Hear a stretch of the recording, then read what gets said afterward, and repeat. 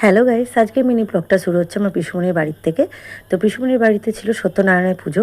সেখানে গিয়েছিলাম, মা আগের থেকেই ছিল আর মাকে নিতেই গিয়েছিলাম। মাকে নিয়ে আসছিলাম উত্তরপাড়ায়, তার জন্য আরও বিশেষত যাওয়া।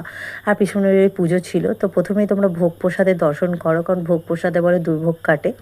তো সেটা খাওয়ার পর আমরা চলে গেছিলাম ব্রেকফাস্টে।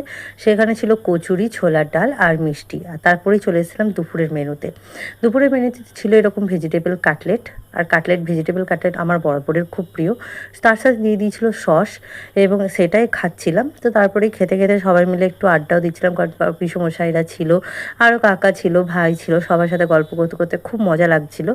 তো যাই হোক, সেটা খাওয়ার পরেই ছিল স্যালাডটাও মুখে পুরে নিলাম। তারপরেই ছিল ফ্রায়েড রাইস, হালকা পাতলার মধ্যেই ছিল, কারণ খুব গরমও ছিল সেই জন্যে। আর তার সাথে ছিল নবরত্নর মধ্যে ছিল এরকম বড় বড় পিসের পনির, আর ছিল ফুলকপি, বিনস, আলু, মূলো সমস্ত দিয়ে যত রকম নরকম সবজি লাগিয়ে নবরত্নের সব রকম সবজি দিয়েই করা হয়েছিল। আর কাজু বাদাম বাটা ভরে ভরে দেওয়া হয়েছিল, তার স্বাদ সেটার জন্যই আরও বেশি স্বাদ লাগছিল।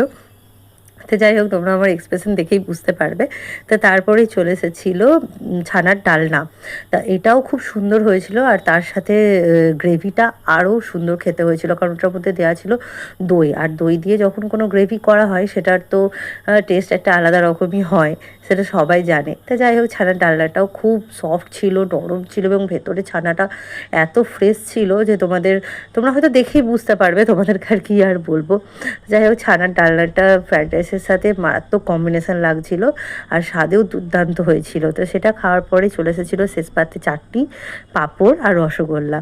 তারপরে চলে এসেছিলো আইসক্রিম, যেটা নিয়ে তারপর আমরা বাড়ির পথে রওনা দিই। মাকে নিয়ে আসলাম উত্তরপাড়ায়। তো দেখা যাচ্ছে নেক্সট কোনো মিনি ব্লগে। তোমরা আমার blog like, share and comment করে দিও। টাটা।